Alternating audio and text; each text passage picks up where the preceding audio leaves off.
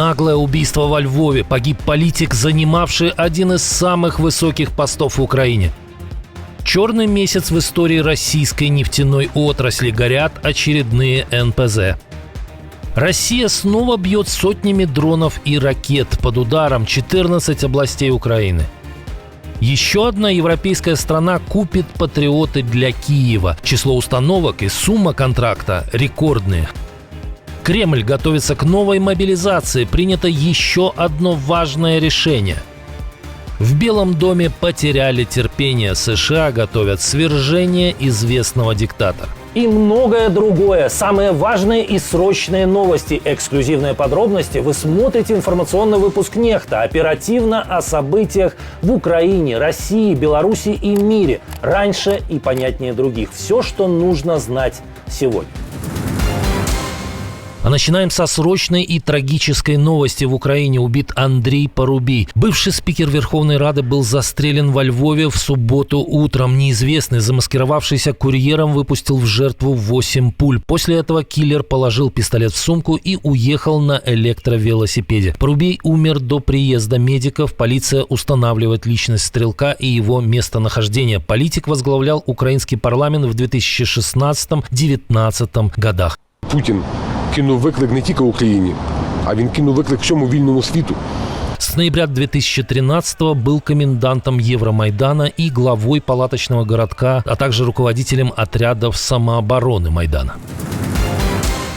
Украина продолжает наносить прицельные удары по нефтянке страны-агрессора. Минувшей ночью был атакован Краснодарский НПЗ. Признать факт успешной атаки дронов были вынуждены даже местные власти.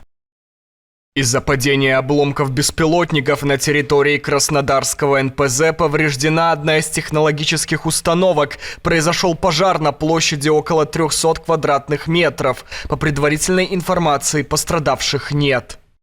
Сотрудников НПЗ эвакуировали, но Краснодарский НПЗ не был единственной целью для украинских дронов. Удару подвергся и Сызранский нефтеперерабатывающий завод в Самарской области. Власти назвали ночной налет попыткой атаковать промышленное предприятие, но фото и видео очевидцев свидетельствуют, что попытка была успешной. Накануне силы обороны Украины сообщили об ударе по еще одному важному объекту нефтяной отрасли. В Брянской области была поражена линейно-производственная станция, перекачивающая дизельное топливо через ключевые магистральные нефтепродуктопроводы. Удар был комплексным, по объекту работали ракеты, артиллерия, беспилотники, а также подразделения сил специальных операций и служба безопасности Украины. На территории станции вспыхнул пожар, огонь охватил ключевые мощности. Тем временем агентство Рейтер сообщило, что в результате предыдущих ударов беспилотников остановился очередной НПЗ в России, Куйбышевский, принадлежащий Роснефти. Завод мощностью 7 миллионов тонн в год получил серьезное повреждение. Обе установки первичной переработки нефти выведены из строя. Это уже 5-й НПЗ, остановленный украинскими беспилотниками за месяц. Россия, по подсчетам Рейтер, потеряла 17% перерабатывающих мощностей. Хотя собеседники агентства заявляют, что падение производства составило более скромную цифру. Это всего 5%, так как были сильнее загружены мощности других НПЗ. Тем не менее, август 2025 можно смело назвать черным месяцем для российской нефтянки. А что будет, когда к дронам присоединятся «Фламинго»? Российская армия нанесла очередной массированный удар по украинским городам. В ход пошли более 500 дронов и 45 ракет. В Запорожье в результате комбинированной атаки агрессора 1 человек погиб, 22 ранены, включая 3 детей. Повреждены 14 многоэтажек и 40 частных домов. Возникли пожары. Около 3 часов, наверное, мы в подъезде сидели. Они как пошли шандарахать. Вот и все. Он попугай под мышкой и все. А можете показати?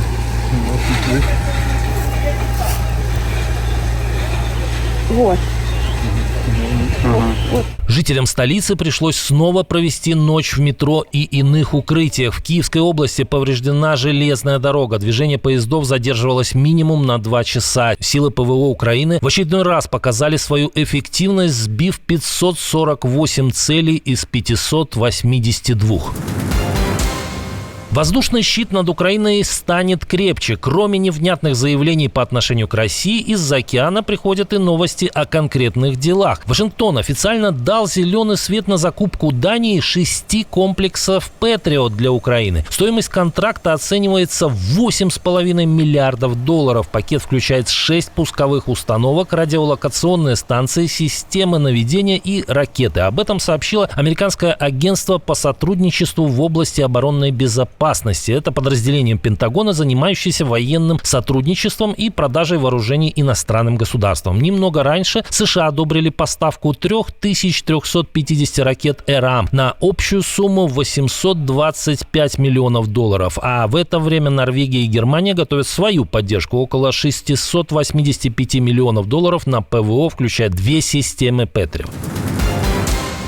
Владимир Зеленский подписал исторический документ «Закон об основах государственной политики национальной памяти украинского народа». Впервые на законодательном уровне закрепляет термин «рашизм» – идеологию, лежащую в основе российского нацистского тоталитарного режима. В законе подчеркивается, что рашизм – это не просто идеология, а целый арсенал практик, опирающихся на российский шовинизм и империализм, совмещенный с методами как коммунистического, так и национал-социалистического режимов. С начала вооруженной агрессии против Украины, отмечают авторы документа, Россия активно манипулирует историей, пытаясь исказить факты, навязать тезис об общем наследии и оправдать войну квазиисторическими нарративами. Новый закон призван стать мощным щитом против пропаганды и инструментом консолидации украинского общества вокруг единого понимания прошлого. Кроме термина «рашизм», закон вводит понятие «война за независимость Украины», «преступление против украинского народа», «историческая антиукраинская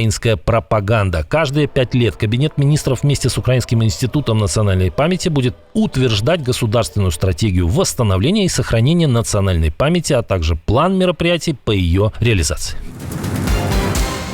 На фоне сообщений об историческом росте расходов на войну в России все чаще появляются новости, которые можно расценивать как подготовку к новой волне мобилизации. В стране наступает новая эра. Правительство утвердило постановление, которое позволяет военкоматам направлять граждан в армию на протяжении целого года после принятия этого решения. Даже если человек не успел попасть под призыв в весеннюю или осеннюю кампании, его ждет звонок судьбы в любой момент следующего года. Ранее начал работать единый реестр воинского учета, который фиксирует электронные повестки. Первый электронный призывник зарегистрирован в Тверской области 9 августа. Игнорировать уведомления теперь невозможно. Оно автоматически приравнивается к бумажной повестке, а за нарушение грозят ограничения на выезд, сделки с недвижимостью, проблемы с кредитами и даже уголовное преследование. Государственная система единого воинского учета стала прямым ответом на массовый отток российских мужчин во время частичной мобилизации 2022 года. Тогда страну покинули от 700 тысяч до 1 миллиона человек. Весной этого года Россия провела крупнейший за последние 14 лет призыв. 160 тысяч человек отправились в войска. Западные аналитики подсчитали, что Россия потратила на войну в первом полугодии рекордные 8,5 триллионов рублей. Похоже, в Кремле понимают, что скоро не потянут спецоперацию с помощью контрактников и готовятся к переходу на бесплатное пушечное мясо.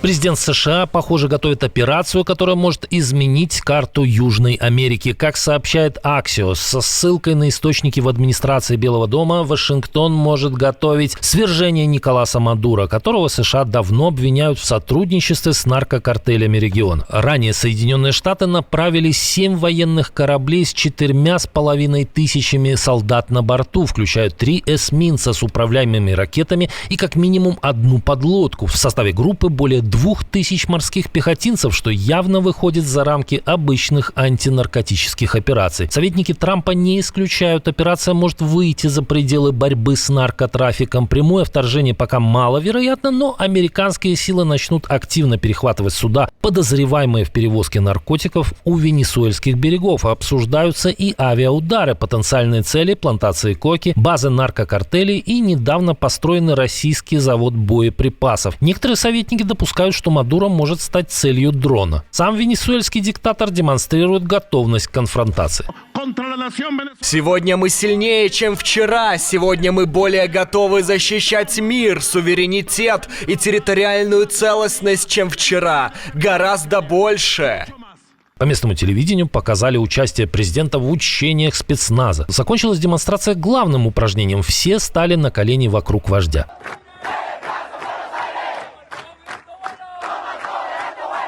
Через неделю после объявления мобилизации власти наконец смогли организовать толпу и показать проклятым империалистам очереди из добровольцев. Защищать Мадуро пришли самые отборные бойцы.